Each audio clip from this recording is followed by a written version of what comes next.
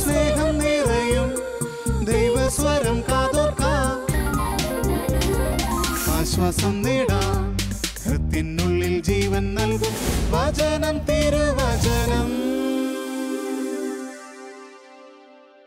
നമ്മുടെ കർത്താവും ദൈവവുമായ ഈശോ മിശിഹായുടെ പരിശുദ്ധ നാമത്തിന് എന്നും എപ്പോഴും എല്ലായിടങ്ങളിലും സ്തുതിയും ബഹുമാനവും പുകഴ്ചയും ഉണ്ടായിരിക്കട്ടെ. പ്രിയമുള്ള ദൈവജനമേ, നമുക്ക് പ്രാർത്ഥിക്കാം. ഈശോയെ, നിന്റെ വചനത്തിൻ്റെ മാധുര്യം ആസ്വദിക്കുവാനും അങ്ങനെ ക്രിസ്ത്യാനിയായിരിക്കുന്നതിൻ്റെ ആനന്ദം നുകരുവാനും ഞങ്ങളുടെ മേൽ കൃപയായിരിക്കണമേ. പരിശുദ്ധ അമ്മേ, ഞങ്ങൾക്ക് നീ തുണയായിരിക്കണമേ എന്ന്. പ്രിയമുള്ളവരെ, നമ്മളിന്ന് സംസാരിക്കുന്നത് ക്രൈസ്തവികതയുടെ ചില അടിസ്ഥാന തത്വങ്ങളെക്കുറിച്ചാണ്. ഇത് എൻ്റെ ആശയങ്ങളല്ല പൂർണ്ണമായിട്ടും. എന്നെ പഠിപ്പിച്ചവരുടെ, സെമിനാരിയിൽ പഠിപ്പിച്ച അച്ഛന്മാർ പറഞ്ഞു തന്നിട്ടുള്ളത് കേട്ടെടുത്തത്, വായിച്ചറിഞ്ഞ അറിവുകൾ, അതൊക്കെ ചേർത്ത് വെച്ചുകൊണ്ടുള്ള ഒരു ചിന്തയാണ് ഇന്ന് നിങ്ങളുമായി പങ്കുവയ്ക്കാൻ ആഗ്രഹിക്കുന്നത്. സാധാരണഗതിയിൽ വളരെ ഇൻ്ററാക്റ്റീവാണ് എൻ്റെ ശൈലി. എൻ്റെ ടോക്ക് കേൾക്കുന്നവർ ചോദിക്കും, ക്യാമറയ്ക്ക് മുമ്പിലായതുകൊണ്ട് ചോദ്യോത്തരങ്ങൾ ചോദിക്കാൻ അവസരമില്ലല്ലോ എന്ന്. നിങ്ങളുടെ സ്വീകരണ മുറിയിലിരുന്ന്, നിങ്ങളിത് എവിടെ ഇരുന്ന് കാണുന്നോ അവിടെ ഇരുന്ന് എൻ്റെ ചോദ്യങ്ങൾക്ക് ഉത്തരം നൽകി നമുക്കിത് ഇൻ്ററാക്റ്റീവ് ശൈലിയിൽ തന്നെ മുന്നോട്ട് കൊണ്ടുപോകാൻ ശ്രമിക്കാം. പ്രിയമുള്ളവരെ, നമ്മളൊക്കെ ആരാണ്? ഞാനും നിങ്ങളുമൊക്കെ അടങ്ങുന്ന ഈ വിഭാഗത്തിന് ഉള്ള പേരെന്താണ്? നമ്മൾ ക്രിസ്ത്യാനികളാണ്. അവിടം തുടങ്ങാം. നമുക്ക് അടിത്തറയിൽ നിന്ന് നമുക്ക് തുടങ്ങാം. നമ്മൾ ക്രിസ്ത്യാനികളാണ്. ക്രിസ്ത്യാനി എന്ന വാക്കിൻ്റെ അർത്ഥം എന്താണെന്ന് ഞാൻ ചോദിച്ചാൽ കോറസ് പോലെ നിങ്ങളെല്ലാവരും പറയും, ക്രിസ്തുവിൻ്റെ അനുയായികൾ. കാരണം എന്താ? സൺഡേ സ്കൂളിൽ നമ്മൾ 4ാം ക്ലാസ് തൊട്ട് പറഞ്ഞു പഠിച്ചിരിക്കുന്ന കാര്യമാണ് ക്രിസ്ത്യാനി എന്നാൽ ക്രിസ്തുവിൻ്റെ അനുയായി എന്ന്. നമ്മുടെ ഒരു പ്രശ്നം, നമുക്ക് കുറേ ജാർഗൺസ് ഉണ്ട്. ജാർഗൺസ് എന്ന് പറഞ്ഞാൽ ഒരു പ്രത്യേക വിഭാഗവുമായി, മേഖലയുമായി ബന്ധപ്പെട്ട ടെക്നിക്കൽ വേർഡ്സ്, ജാർഗൺസ് ഉണ്ട് നമുക്ക്. നമ്മൾ എന്തുമാത്രം വാക്കുകളിട്ട് കളിക്കും. വിശ്വാസം, പ്രത്യാശ, അങ്ങനെ കുറേ വാക്കുകൾ. ഇതിൻ്റെ എല്ലാ അർത്ഥമൊന്നും അറിഞ്ഞിട്ടല്ല നമ്മൾ ഈ പറയുന്നത്. എന്നാലും നമ്മൾ പിടിച്ചു നിൽക്കും. കാരണം എന്താ? 10-12 വർഷം വേദപാഠം പഠിച്ചു, ഇഷ്ടംപോലെ പ്രസംഗം കേൾക്കുന്നു നമ്മൾ. അതുകൊണ്ട് നമുക്ക് ഇതിങ്ങനെ വാക്കുകളിട്ട് നമ്മൾ. പക്ഷേ ഇന്ന് നമ്മൾ ശ്രമിക്കുന്നത്, ഞാൻ നേരത്തെ പറഞ്ഞതുപോലെ, അടിസ്ഥാനങ്ങളിലേക്ക് നമുക്കൊന്ന് പോകാം. ക്രിസ്ത്യാനി എന്ന വാക്കിൻ്റെ അർത്ഥം ക്രിസ്തുവിൻ്റെ അനുയായി. നിങ്ങൾ പറയുന്നത് ശരിയാണ്, ക്രിസ്തുവിൻ്റെ അനുയായി. അടുത്ത ചോദ്യം, ക്രിസ്തുവിൻ്റെ അനുയായി എന്ന് പറഞ്ഞാൽ എന്താണ്? നിങ്ങൾക്ക് അങ്ങോട്ടും ഇങ്ങോട്ടും ഒക്കെ പറഞ്ഞു നോക്കാം. ഒറ്റയ്ക്കിരുന്നല്ല ഇത് കാണുന്നതെങ്കിൽ ക്രിസ്തുവിൻ്റെ അനുയായി എന്ന 2 വാക്കിൻ്റെ ഏറ്റവും ലളിതമായ അർത്ഥം എന്താണ്? ദൈവമക്കളെന്ന്, സഭാ തനയരെന്ന്, ക്രിസ്തുവിൻ്റെ ശിഷ്യന്മാർ എന്നൊക്കെ ചിലപ്പോൾ നമ്മൾ പറയാൻ സാധ്യതയുണ്ട്.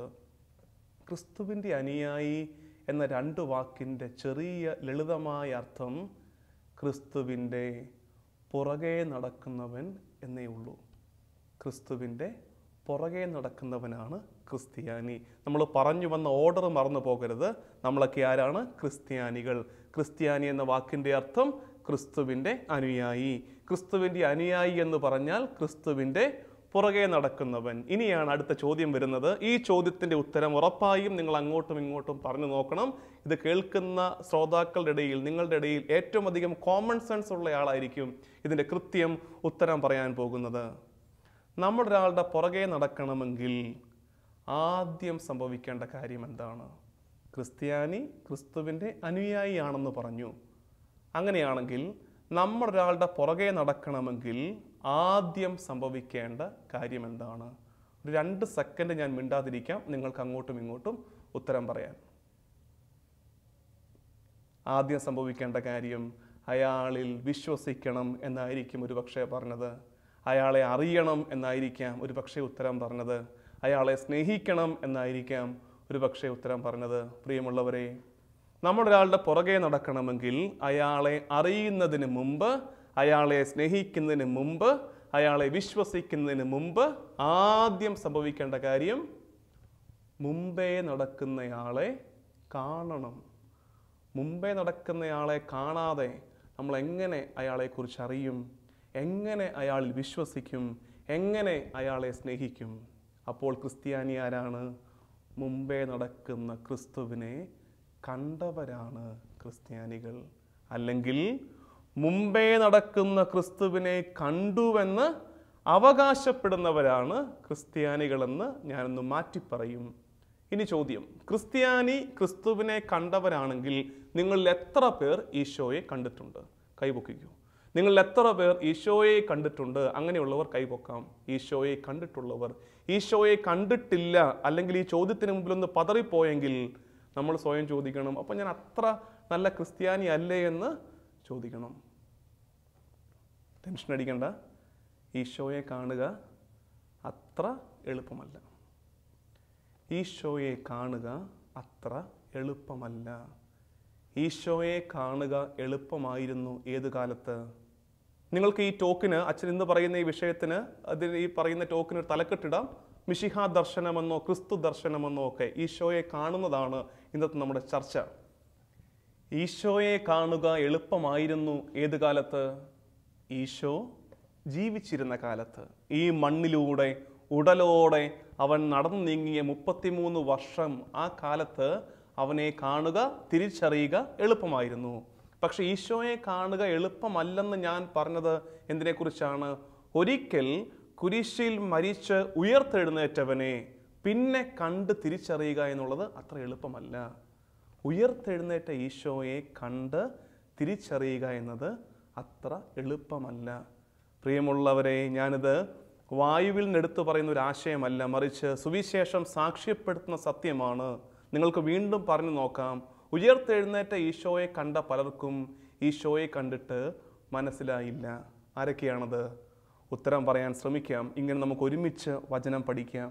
ഉയർത്തെഴുന്നേറ്റ ഈശോയെ കണ്ടവരിൽ പലർക്കും ഈശോയെ കണ്ടിട്ട് മനസ്സിലായില്ല. ആർക്കൊക്കെ? ഒന്നാമത്തത് മഗ്ദലന മറിയത്തിന്. മഗ്ദലന മറിയത്തിന് ഈശോയെ കണ്ടപ്പോൾ ആരായിട്ട് തോന്നി? തോട്ടക്കാരനായിട്ട് തോന്നി. കണ്ടോ, 3 വർഷം ഈശോയുടെ ശിഷ്യയായിട്ട് നടന്നതാണ്. പക്ഷെ ഈശോയെ കണ്ടിട്ട് മനസ്സിലായില്ല. ഈശോയെ കാണുക, തിരിച്ചറിയുക എളുപ്പമല്ല. രണ്ടാമത്, എമ്മാവുസിലേക്ക് പോയ ശിഷ്യന്മാർക്ക് ഈശോയെ കണ്ടിട്ട് മനസ്സിലായില്ല, വഴിപോക്കനായിട്ട് തോന്നി. കണ്ടോ, ശിഷ്യന്മാർക്ക് മനസ്സിലാകുന്നില്ല. ഇതൊന്നും പോരാ, ശിഷ്യപ്രമുഖനായ പത്രോസിന് പോലും ഈശോയെ കണ്ടിട്ട് മനസ്സിലാകുന്നില്ല. എവിടെ വെച്ച്? തിബേരിയസിന്റെ തീരത്ത് പത്രോസ് മീൻ പിടിക്കാൻ പോകുമ്പോൾ ഈശോ തീരത്ത് നിന്ന് ചോദിക്കുന്നു, മക്കളെ, മീൻ വല്ലതും കയ്യിലുണ്ടോ?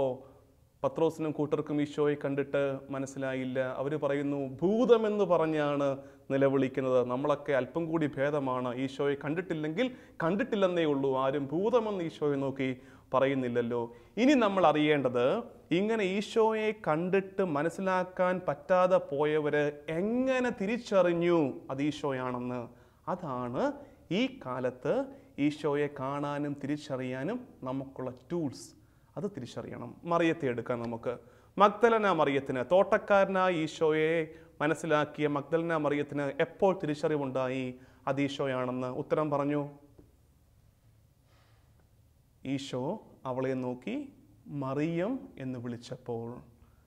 അപ്പോൾ എന്താണ് ഇനിയുള്ള കാലത്ത് ഈശോയെ തിരിച്ചറിയാനുള്ള മാർഗം?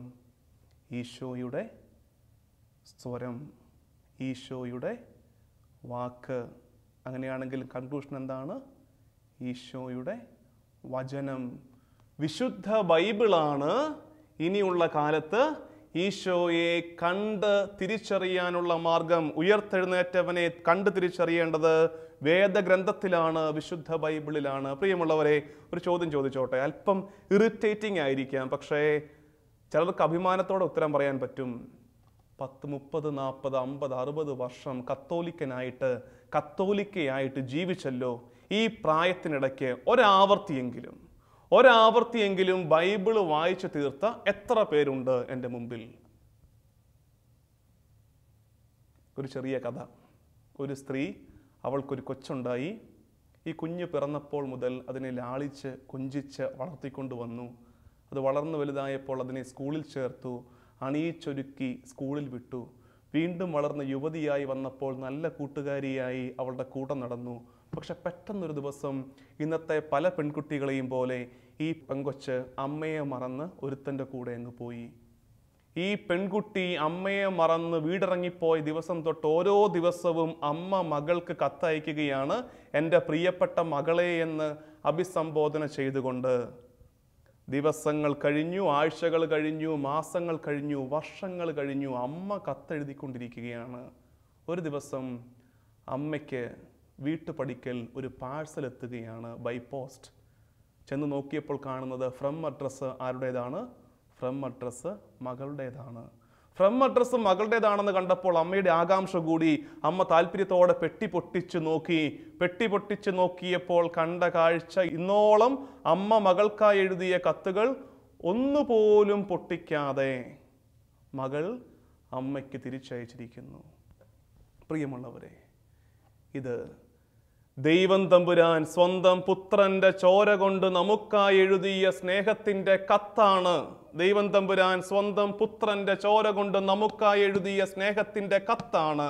മരിച്ചു മണ്ണടിഞ്ഞങ്ങ് ചെല്ലുമ്പോൾ പൊതിഞ്ഞു കെട്ടിക്കൊണ്ടുപോയി കൊടുക്കണം. ആ മകളെ പോലെ പിടിച്ചോ കർത്താവേ, തൊട്ടിട്ടില്ല എന്ന് പറഞ്ഞ് അരുത്. നമുക്ക് ബൈബിള് വായിച്ചു തുടങ്ങാം. ഇനിയെങ്കിലും അഭിമാനത്തോടെ പറയാൻ പറ്റട്ടെ, ഒരാവർത്തി ഞാൻ ബൈബിൾ വായിച്ചിട്ടുണ്ടെന്ന്. ഇന്ന് തുടങ്ങിക്കോ. അടുത്ത വർഷം ഈ നേരത്ത് ഒരു ദിവസം 10 മിനിറ്റ് വെച്ച് ബൈബിൾ വായനയ്ക്ക് മാറ്റി വെച്ചാൽ ഒരു വർഷം കൊണ്ട് നിങ്ങൾക്ക് ബൈബിൾ വായിക്കാം. ഞാൻ അധ്യായ കണക്ക് പറയുന്നില്ല. ഒരു ദിവസം 10 മിനിറ്റ് വെച്ച് വായിച്ചാൽ മതി. നിങ്ങളുടെ വീട്ടിൽ ബൈബിൾ എവിടെയാണ് ഇരിക്കുന്നത്? ബൈബിളിനെ പൂജ്യമായിട്ട് പ്രതിഷ്ഠിക്കണം.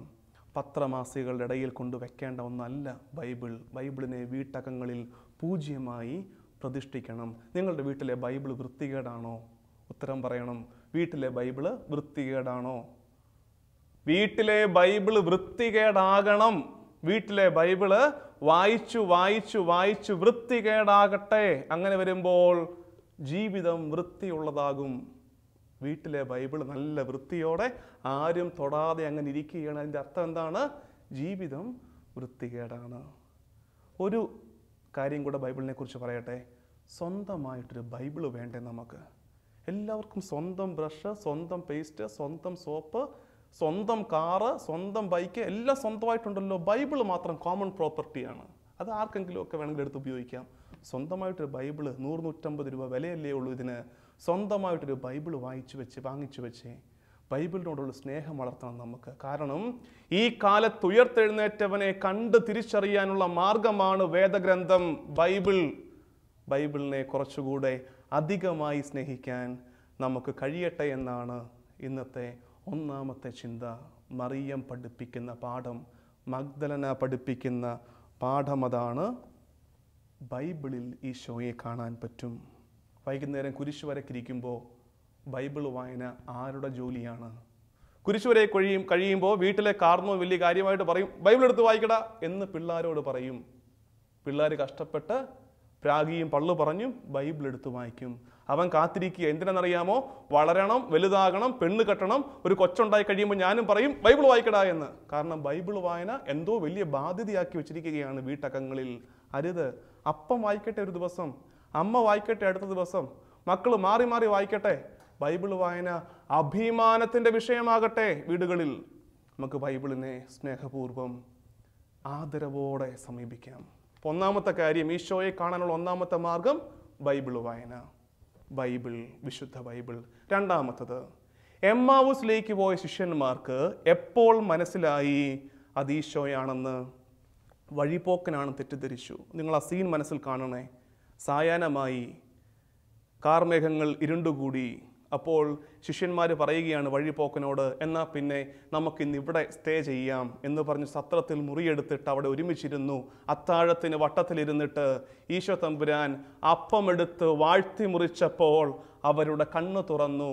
അവർ തിരിച്ചറിഞ്ഞു അത് കർത്താവാണെന്ന്. സുവിശേഷത്തിൽ അടുത്തൊരു സുന്ദരമായ ഭാഗമുണ്ട്. അവരുടെ കണ്ണ് തുറന്നു, അത് ഈശോയാണെന്ന് അവർ തിരിച്ചറിഞ്ഞു. അടുത്ത വാക്യം എന്താണെന്നറിയാമോ? ഉടനെ അവൻ അവിടെ നിന്ന് അപ്രത്യക്ഷനായി. ആര്? ഈശോ. എന്തിനാണ് ഈശോ അപ്പോൾ അപ്രത്യക്ഷനായത്? ന്യായമായ ചോദ്യമാണ്. എന്തിനാണ് ഈശോ അപ്പോൾ അപ്രത്യക്ഷനായത്? ചർച്ച ചെയ്യാം, നിങ്ങൾക്ക് പരസ്പരം ഉത്തരം പറയാം. ഈശോ അപ്പോൾ അപ്രത്യക്ഷനായതിൻ്റെ കാരണം, ഇനി വരുന്ന തലമുറ, ഇനി വരുന്ന കാലം എന്നെ തിരിച്ചറിയേണ്ടത് ഈ ശരീരത്തിലല്ല, അപ്പത്തിലാണ്. എപ്പോൾ നിങ്ങൾ അപ്പം മുറിച്ചപ്പോൾ എന്നെ തിരിച്ചറിഞ്ഞോ, എന്നെ കണ്ടു മനസ്സിലാക്കിയോ, അതോടുകൂടി ശരീരത്തിൻ്റെ കാലം കഴിഞ്ഞു. ശരീരത്തിൻ്റെ കാലം കഴിഞ്ഞു. ഇനി വരുന്ന കാലം, ഇനി വരുന്ന തലമുറ എന്നെ കണ്ട് തിരിച്ചറിഞ്ഞ് ആരാധിക്കേണ്ടത് അപ്പം മുറിക്കലിലാണ്, അപ്പത്തിലാണെന്ന് പറഞ്ഞ് വിശുദ്ധ കുർബാനയുടെ പ്രാധാന്യം സ്വർഗത്തോളം ഉയർത്തുകയായിരുന്നു ഈശോ തമ്പുരാൻ ചെയ്തത്. അപ്പോൾ ഈശോയെ കണ്ട് തിരിച്ചറിയാനുള്ള രണ്ടാമത്തെ മാർഗമാണ് വിശുദ്ധ കുർബാന. പ്രിയമുള്ളവരെ, വളരെ സ്ട്രെയിറ്റ് ഫോർവേഡായിട്ട് ഹൃദയത്തിൽ നിന്ന് ചോദിക്കട്ടെ ഞാൻ, കുർബാനയിൽ ഈശോയെ കാണാൻ പറ്റുന്നുണ്ടോ നമുക്ക്? കുർബാനയിൽ നമ്മുടെ വിഷമങ്ങളൊക്കെ ഇറക്കി വെക്കുന്നുണ്ട്, കണ്ണീരണിഞ്ഞ് പ്രാർത്ഥിക്കുന്നുണ്ട്, നമ്മളൊക്കെ ശരിയാണ്. പക്ഷേ കുർബാനയിൽ ഈശോയെ കണ്ട്, ഉദ്ധിതനെ കണ്ട് ആരാധിക്കാൻ നമുക്ക് പറ്റുന്നുണ്ടോ? ആത്മശോധന ചെയ്യേണ്ട വിഷയമാണത് കേട്ടോ. ഞാൻ ഈ യൂത്തിനൊക്കെ ക്ലാസ് എടുക്കുമ്പോൾ ഈ വിഷയം പറഞ്ഞു കൊടുക്കുമ്പോൾ അല്പം തമാശ രൂപേണ പറയുന്ന കുറച്ച് കാര്യങ്ങളുണ്ട്. നിങ്ങളും അങ്ങനെ ഒരു മാർജിൻ ഇട്ടെടുത്താൽ മതി, അല്പം തമാശയാണെന്ന് വിചാരിച്ചെടുത്താൽ മതി. ഞാനൊരു സീറോ മലബാർ അച്ഛനാണ്, അതുകൊണ്ട് സീറോ മലബാർ കുർബാനയെക്കുറിച്ച് തന്നെ പറയാം. കുർബാന തുടങ്ങുമ്പോഴൊക്കെ രസമാണ്. അന്ന് പെസഹ തിരുനാളിൽ എന്നൊക്കെ പറഞ്ഞ് നമ്മൾ അത്യാവശ്യം കീബോർഡൊക്കെ വെച്ച് പാട്ടും മേളവും ഒക്കെ ആയിട്ട് തുടങ്ങുമ്പോൾ നമ്മളൊക്കെ വളരെ ആക്റ്റീവാണ്. അത് കഴിഞ്ഞ് അത്യുന്നതമാം സ്വർലോകത്തിൽ സ്വർഗസ്ഥനായ ഞങ്ങളുടെ പിതാവേ, കർത്താവേ രാജാവേ, പാടും നിൻപുകൾ എന്നും ഞാൻ, പിന്നെ സർവാധിപനാം കർത്താവ് എന്നൊക്കെ പറയുമ്പോൾ നമ്മൾ അറിഞ്ഞ് കുമ്പിട്ട് ആരാധിക്കും. കാരണം എന്താ, നടുവിൻ്റെ ക്ഷീണമൊക്കെ ഒന്ന് മാറും, നമ്മളൊന്ന് റിലാക്സ്ഡ് ആകും. അവിടം വരെയൊക്കെ കാര്യങ്ങൾ ഓക്കെയാണ്. അതിൻ്റെ കൂടെ പരിപാവനാം സർവേശ വരെ നമ്മളങ്ങനെ പാടി തീർക്കും. ഞായറാഴ്ച കുർബാനയാണെങ്കിൽ പിന്നെ പഴയ നിയമ വായന വരും. ഒരാൾ വന്നിട്ട് വായിക്കും.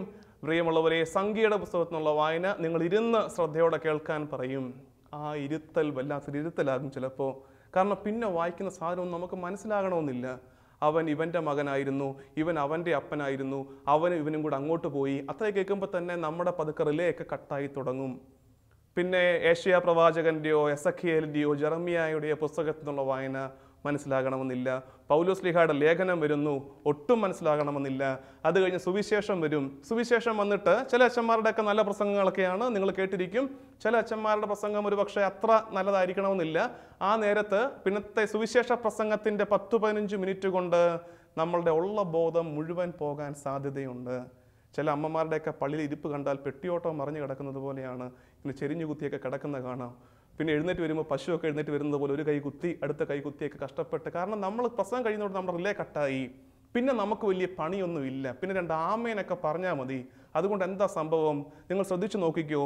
പ്രസംഗം കഴിഞ്ഞുള്ള ഭാഗമാണ് നമുക്ക് അനാവശ്യ ചിന്തകളും നമ്മുടെ ഏകാഗ്രത മാറിപ്പോകുന്നതുമായ നേരങ്ങൾ. പിന്നെ നമ്മൾ കുട്ടികളൊക്കെ ആണെങ്കിൽ ഇന്നലെ കണ്ട സിനിമയുടെ, ശനിയാഴ്ച വൈകിട്ട് കണ്ട സിനിമയുടെ കഥയൊക്കെ ഓർത്ത് നിൽക്കും. അപ്പന്മാർ ഈ വരുന്ന ആഴ്ച ചെയ്തു തീർക്കേണ്ട കാര്യങ്ങളെക്കുറിച്ചൊക്കെ പ്ലാൻ ചെയ്യുന്ന നേരമാണത്. അമ്മച്ചിമാരൊക്കെ ആണെങ്കിൽ അല്പം കൂടെ ക്രിയേറ്റീവായിട്ട് സമയം ഉപയോഗിക്കും. ഇന്ന് വീട്ടിൽ പോയിട്ട് എന്നാ കറി ഉണ്ടാക്കും, എന്തൊക്കെ ഇരിപ്പുണ്ട്, കിഴങ്ങ് അല്പം ഇരിപ്പുണ്ട്, ക്യാരറ്റ് അല്പം ഇരിപ്പുണ്ട് എന്നൊക്കെ പറഞ്ഞുള്ള ടൈം മാനേജ്മെൻറ്റിൻ്റെ നേരമാണത്. ഇതിനിടയ്ക്ക് എപ്പോഴോ മുട്ടുകുത്തുന്നു എഴുന്നേക്കും എന്നൊക്കെ പറയും, നമ്മൾ അറിയണമെന്നൊന്നും പോലും ഇല്ല. പിന്നെ ആകെപ്പാടിൽ അനക്കമൊക്കെ വരുന്ന എപ്പോഴാണ്, കുർബാന സ്വീകരണമാകുമ്പോൾ. മുമ്പ് നിൽക്കുന്നവരൊക്കെ പോകുന്നു, പുറകിൽ തള്ളു വരുന്നു, ഇടയ്ക്ക് പെട്ടുപോയി, എന്നാൽ പിന്നെ ഞാനും പോയേക്കാമെന്ന് വിചാരിച്ച് അങ്ങനെ അങ്ങ് പോകുന്നു. അവിടെ ചെന്നിട്ട് ഒരുമാതിരി പല്ലി അരയെ പിടിക്കുന്നത് പോലെ നിർവികാരതയോടെ നാക്ക് നീട്ടി കുർബാന സ്വീകരിച്ചിട്ടിങ്ങ് പോരും. എന്തുകൊണ്ടാണ് അച്ഛൻ ഇത്രയും മോശം ഉപമ ഉപയോഗിക്കുന്നതെന്ന് വെച്ചാൽ കാരണമുണ്ട്, മറക്കാതിരിക്കണം. ചിലപ്പോഴെങ്കിലുമൊക്കെ നമ്മുടെ കുർബാന സ്വീകരണങ്ങൾ അത്രയേറെ നിസ്സംഗതയോടെയാണ് നടത്തുന്നത്. പല്ലി അരയെ പിടിക്കുന്നത് പോലെ നാവ് നീട്ടി കുർബാന സ്വീകരിച്ചിട്ടിങ്ങ് പോരും. എൻ്റെ കർത്താവും ദൈവവുമായവൻ്റെ ശരീരവും രക്തവുമാണ് എൻ്റെ നാവിലേക്ക് വരുന്നതെന്ന് തിരിച്ചറിഞ്ഞു കഴിഞ്ഞാൽ ഷോക്കടിക്കില്ലേ? നമുക്ക് ഷോക്കടിക്കാറൊന്നുമില്ലല്ലോ. പ്രിയമുള്ളവരെ, വിശുദ്ധ കുർബാന ഈശോയെ കാണേണ്ട ഇടമാണ്, ഉദ്ധിതനെ ദർശിക്കേണ്ട ഇടമാണ്. കുറച്ചുകൂടി ഗൗരവമായിട്ട് എടുക്കാം നമുക്ക് വിശുദ്ധ കുർബാനയെ, ദിവ്യകാരുണ്യത്തെ. വിശുദ്ധ കുർബാന എനിക്ക് അനുഭവമാകുന്നില്ലെന്നോ എനിക്ക് മനസ്സിലാകുന്നില്ലെന്നോ വിചാരിച്ച് കുർബാനയിൽ ഈശോ ഇല്ലെന്ന് പറഞ്ഞു കളഞ്ഞേക്കരുത്. ഈ കാലത്തിന്റെ പ്രലോഭനമാണത്. കുർബാന എനിക്ക് അനുഭവമാകുന്നില്ലെന്ന് വിചാരിച്ച് കുർബാനയിൽ ഈശോ ഇല്ലെന്ന് പറഞ്ഞേക്കരുത്. കാരണം ഇന്നും ലോകത്ത് കോടാനുകോടി മനുഷ്യർക്ക് അഭയവും അത്താണിയുമാണ് ഈ വിശുദ്ധ കുർബാനയും വിശുദ്ധ ബലിപീഠവും. വിശുദ്ധ കുർബാനയിൽ താല്പര്യത്തോടെ പങ്കെടുക്കാം. എല്ലാ ദിവസവും വിശുദ്ധ കുർബാനയിൽ പങ്കെടുക്കുന്ന ഒരമ്മയുടെ മകനാണ് എന്നതാണ് എൻ്റെ വലിയ അഭിമാനവും സന്തോഷവും. നമ്മുടെ കരുത്തതാണ്. സാധിക്കുന്നവരെല്ലാവരും എല്ലാ ദിവസവും വിശുദ്ധ കുർബാനയിൽ പങ്കെടുക്കുക. ഒരു കാരണവശാലും ഞായറാഴ്ച കുർബാന മുടക്കാതിരിക്കുക. ഈശോയെ ബാക്കിയൊക്കെ ഇതിൻ്റെ പുറത്താന്നേ, ഇതിൻ്റെ മുകളിലാണ്. ഇതാണ് അടിസ്ഥാനം. വിശുദ്ധ ബൈബിൾ വായിക്കണം, വിശുദ്ധ കുർബാനയിൽ താല്പര്യപൂർവ്വം പങ്കെടുക്കണം. മൂന്നാമത്തതിലേക്ക് പെട്ടെന്ന് പോവുകയാണ് സമയക്കുറവ് കൊണ്ട്. ഈശോയെ തിരിച്ചറിയാതെ പോയ മൂന്നാമത്തെ ഗണം പത്രോസും കൂട്ടരും തിബേരിയസ് തീരത്ത് മീൻ പിടിക്കാൻ പോയതാണ്. ഈശോ മരിച്ചിട്ട് 3 ദിവസമായി. പത്രോസിന് ഇതുവരെ നേരിട്ട് പ്രത്യക്ഷപ്പെട്ടിട്ടില്ല. പത്രോസിന് അല്പം സംശയമൊക്കെ ഉണ്ട്, അതുകൊണ്ട് ഉറപ്പൊന്നും ആയിട്ടില്ല കാര്യങ്ങൾ. പത്രോസ് പറയുകയാണ്, വാടാ മക്കളെ, ഞാൻ എൻ്റെ പഴയ പണിക്ക് പോവുകയാണെന്ന് പറഞ്ഞ് വള്ളവും വഞ്ചിയും എടുത്തിറങ്ങി. കൂടെ 5-6 കൂടെ പോയി. രാത്രി മുഴുവൻ വലയിറക്കി നോക്കി, ഒന്നും കിട്ടിയില്ല. രാവിലെ ആയപ്പോൾ ഒരാൾ തീരത്ത് വന്ന് പറയുകയാണ്, കുഞ്ഞുങ്ങളെ, നിങ്ങളുടെ കയ്യിൽ വല്ലതുമുണ്ടോ? ഇല്ലെങ്കിൽ ഒരു കാര്യം ചെയ്യ്, വലത് വശത്ത് വലയിറക്കിക്കോളാൻ. ഇതാരോടാണ് ഈ പറയുന്നത്? പത്രോസ് രാത്രി മുഴുവൻ ഇടത്ത് വശത്ത് മാത്രമാണോ വലയിറക്കിക്കൊണ്ടിരുന്നത്? അല്ലെങ്കിൽ തന്നെ പത്രോസ് ഗലീലി കടലിന്റെ മുക്കും മൂലയും അറിയാവുന്ന ഒന്നാം തരം മുക്കുവനോടാണ് പറഞ്ഞു കൊടുക്കുന്നത്, വലത് വശത്ത് വലയിറക്കിക്കോ? പത്രോസിന് ഒരുപാട് ചോദ്യം ചോദിക്കാമായിരുന്നു, ഒന്നും ചോദിച്ചില്ല. അനുസരണയോടെ വലതുവശത്ത് വലയിറക്കിയപ്പോൾ അവൻ സമൃദ്ധി കണ്ടു. പ്രിയമുള്ളവരെ, ചിലപ്പോൾ അങ്ങനെയാണ് ജീവിതം. ഒരുപാട് ചോദ്യം ചോദിക്കാൻ തോന്നും നമുക്ക്. നമ്മുടെ യുക്തിക്ക് നിരക്കുന്നതായിരിക്കത്തില്ല ദൈവം ആവശ്യപ്പെടുന്നത്. ഒരു ചോദ്യം ചോദിക്കേണ്ട, വെറുതെ അങ്ങ് അനുസരിച്ചോണം. ഈ അനുസരണത്തിൻ്റെ വലതുവശത്ത് വലയിടുമ്പോൾ നമ്മളും കാണും ദൈവാനുഗ്രഹത്തിൻ്റെ പെരുമഴ പെയ്ത്ത്, ദൈവാനുഗ്രഹത്തിൻ്റെ ചാകര, സമൃദ്ധി കാണും. അങ്ങനെ വല എറിഞ്ഞു കഴിഞ്ഞപ്പോൾ ഇങ്ങനെ വല നിറയെ മത്സ്യവുമായി വല ഇങ്ങനെ പൊക്കിയെടുത്തപ്പോൾ എത്ര മത്സ്യമുണ്ടായിരുന്നു ഓർമ്മയുണ്ടോ? സുവിശേഷത്തിൽ വ്യക്തമായിട്ട് സൂചിപ്പിച്ചിട്ടുണ്ട് എത്ര മത്സ്യമുണ്ടായിരുന്നു എന്നുള്ളത്. 153 മത്സ്യം. 153 മത്സ്യങ്ങളുമായിട്ട് ഈ വല ഇങ്ങനെ പൊങ്ങി വന്നപ്പോൾ യോഹന്നാൻ വിളിച്ചു പറഞ്ഞു, അത് കർത്താവാണ്. അപ്പോൾ ഇനി ഈശോയെ കാണാനുള്ള മൂന്നാമത്തെ മാർഗം എന്താണ്? വിശുദ്ധ ഗ്രന്ഥവും വിശുദ്ധ കുർബാനയും കഴിഞ്ഞിട്ട് ഉയർത്തെഴുന്നേറ്റവനെ കാണാനുള്ള മൂന്നാമത്തെ മാർഗം ഈ വലയാണ്. 153 മത്സ്യങ്ങളെ പേറുന്ന ഈ വല. അതറിയണമെങ്കിൽ, വല എന്താണെന്ന് അറിയണമെങ്കിൽ 153 എന്താണെന്ന് അറിയണം. പ്രിയമുള്ളവരെ, 153 എന്ന് പറയുന്നത് ജപമാലയാണെന്ന് പറയരുത് ആരും. കാരണം ജപമാല 153 അല്ല. പിന്നെ എത്രയാണ്? ജപമാല 53 അല്ല, ജപമാല 203 ആണ്. മഹാനായ ജോൺ പോൾ രണ്ടാമന്റെ കാലത്ത് പ്രകാശത്തിന്റെ രഹസ്യം കൂടെ കൂട്ടിച്ചേർത്തപ്പോൾ ഇപ്പോഴത്തെ ജപമാല 203 മണി ജപമാണ്. 153 എന്താണെന്ന് വെച്ചാൽ, ഈ യോഹന്നാൻ സുവിശേഷം ഏറ്റവും ക്ലാസിക് സുവിശേഷമാണ്, പെർഫെക്റ്റ് സുവിശേഷമാണ്. ഒന്നും വെറുതെ എഴുതത്തില്ല. എഴുതിയിട്ടുണ്ടെങ്കിൽ കൃത്യം കാര്യം ഉണ്ടായിരിക്കും. 153 എഴുതിയതിൻ്റെ കാരണം, യഹൂദരുടെ വിശ്വാസം അനുസരിച്ച് കടലിൽ ആകപ്പാടെയുള്ള മത്സ്യങ്ങളുടെ തരമാണ് 153. എന്താണത്? കടലിൽ ആകപ്പാടെയുള്ള മത്സ്യങ്ങളുടെ തരം, kinds of fishes, not numbers. അപ്പോൾ അന്ന് ഈശോ പറഞ്ഞതനുസരിച്ച് വലയിറക്കിയപ്പോൾ കടലിലുള്ള 153 തരം മത്സ്യവും ഈ വലയ്ക്കകത്ത് കുടുങ്ങി. അപ്പോൾ ഈ വല ഏതാണ്? എല്ലാ മത്സ്യങ്ങളെയും ഉൾക്കൊള്ളുന്ന വല, ലോകത്തുള്ള സകല മനുഷ്യരെയും ഉൾക്കൊള്ളുന്ന വല. ഉയർത്തെഴുന്നേറ്റവന്റെ കൽപ്പന അനുസരിച്ച് അവന്റെ സ്ലീഹന്മാർ ഭൂമിയിലേക്ക് വീശിയെറിഞ്ഞ വല, ലോകത്തുള്ള സകല മനുഷ്യരെയും ജാതി മത വർഗ വർണ്ണ ഭേദമന്യേ, പണ്ഡിതനെന്നോ പാമരനെന്നോ സമ്പന്നനെന്നോ ദരിദ്രനെന്നോ വ്യത്യാസമില്ലാതെ എല്ലാവരെയും ഉൾക്കൊള്ളുന്ന വലയാണ് ശുദ്ധമാന ക്രൈസ്തവ സഭ. പ്രിയമുള്ളവരെ, ഇനി സഭയിലാണ് നമ്മൾ ഈശോയെ കാണേണ്ടത്. സഭയെന്ന് പറയുമ്പോൾ ദയവ് ചെയ്ത് കുറേ കെട്ടിടങ്ങളോ ഹോസ്പിറ്റലുകളോ വിദ്യാലയങ്ങളോ കോളേജുകളോ ആണെന്ന് വിചാരിക്കരുത്. ഈശോയുടെ പേരിലുള്ള സ്നേഹത്തിൻ്റെ കൂട്ടായ്മയാണ് സഭ. ഈ സഭയിൽ നമുക്ക് ഈശോയെ കാണാൻ പറ്റണം. സഭാ കൂട്ടായ്മയോട് ചേർന്ന് നിൽക്കണം. കുറവുകളുണ്ട് സഭയ്ക്ക്, കാരണം മാനുഷിക കരങ്ങളാണ് സഭയെ നയിക്കുന്നത്. അതിൻ്റെ കുറവുകളുണ്ടാകും. ആ കുറവുകളുടെ പേരിൽ സഭയിൽ നിന്ന് മാറി നിൽക്കരുത്. കാരണം സഭ ഈശോ തന്നെയാണ്. അതുകൊണ്ടല്ലേ സഭയെ പീഡിപ്പിച്ച സാവൂളിനോട് ഈശോ ചോദിച്ചത്, നീ എന്തുകൊണ്ട് എൻ്റെ സഭയെ പീഡിപ്പിക്കുന്നുവെന്നല്ല ചോദിച്ചത്. എന്താണ് ചോദിച്ചത്? നീ എന്തുകൊണ്ട് എന്നെ പീഡിപ്പിക്കുന്നു? ഈശോ തന്നെയാണ് സഭ. പ്രിയമുള്ളവരെ, ആ സഭാ കൂട്ടായ്മയോട് ചേർന്ന് നിൽക്കാം. ഏതെങ്കിലും ഒരു വൈദികൻ തന്ന ഒരു വേദനയുടെ പേരിലോ ഒരു മോശം വാക്കിൻ്റെ പേരിലോ ഒരു ദുരനുഭവത്തിൻ്റെ പേരിലോ ആരും സഭാ കൂട്ടായ്മയിൽ നിന്ന് മാറിപ്പോകരുതേ. അത്തരം ഓർമ്മകളുടെ മേൽ കർത്താവിൻ്റെ കരുണ ചോദിച്ചിട്ട് സഭയോട് ചേർന്ന് നിൽക്കണം നമ്മൾ. കാരണം ഈ 3 കാര്യം അടിസ്ഥാനമാണ്. ഈ 3 കാര്യങ്ങൾ അടിസ്ഥാനമാണ്. ഈശോയെ കാണാനുള്ള മാർഗങ്ങളാണ് ഇത് 3. ബാക്കിയൊക്കെ ഇതിൻ്റെ പുറത്താണ്, ഇതിൻ്റെ മുകളിലേക്ക് വരുന്നതാണ്, പുറത്തെ വർക്കുകളാണ്. ഈ 3 അടിസ്ഥാന കാര്യങ്ങളിൽ ഉറച്ചു നിൽക്കുന്നവൻ ആരാകും? നല്ല ക്രിസ്ത്യാനിയായിട്ട് മാറും. അപ്പോൾ ഒന്ന് റിവിഷൻ നടത്താം. നമ്മളൊക്കെ ആരാണ്? ആ സീക്വൻസിലിങ് പറഞ്ഞു വന്നേ. നമ്മളൊക്കെ ആരാണ്? നമ്മളൊക്കെ ക്രിസ്ത്യാനികളാണ്. ക്രിസ്ത്യാനി എന്ന വാക്കിൻ്റെ അർത്ഥം എന്താണ്? ക്രിസ്തുവിൻ്റെ അനുയായി എന്നാണ്. ക്രിസ്തുവിൻ്റെ അനുയായി എന്ന് പറഞ്ഞാൽ ക്രിസ്തുവിൻ്റെ പുറകെ നടക്കുന്നവൻ. നമ്മളൊരാളുടെ പുറകെ നടക്കണമെങ്കിൽ ആദ്യം സംഭവിക്കേണ്ട കാര്യം മുമ്പേ നടക്കുന്നവനെ കാണണം. ഈശോയാണ് മുമ്പേ നടക്കുന്നത്. ഈശോയെ കാണുന്നവരാണ് ക്രിസ്ത്യാനികൾ. ഈശോയെ കണ്ടിട്ടുണ്ടോ? എളുപ്പമല്ല. 3 മാർഗങ്ങളാണ് ഈശോയെ കാണാനുള്ളത്. ഒന്നാമത്തത് വിശുദ്ധ ബൈബിൾ. ഈ ഒന്നാമത്തെന്ന് പറയുമ്പോൾ റാങ്കിങ് ഒന്നുമല്ല, ഞാൻ എണ്ണം പറഞ്ഞതേ ഉള്ളൂ. ഒന്നാമത്തത് വിശുദ്ധ ബൈബിൾ, രണ്ടാമത്തത് വിശുദ്ധ കുർബാന, മൂന്നാമത്തത് വിശുദ്ധ സഭ. നമുക്ക് പ്രാർത്ഥിക്കാം. ഓ കർത്താവേ, വിശുദ്ധ ഗ്രന്ഥത്തിലൂടെയും വിശുദ്ധ കുർബാനയിലൂടെയും വിശുദ്ധ സഭയിലൂടെയും വെളിപ്പെടുത്തുന്ന നിന്നെ ദർശിക്കുവാൻ, നിന്റെ വഴിയെ നടക്കുവാൻ ഞങ്ങൾക്ക് കൃപ തരണമേ. ആമേൻ.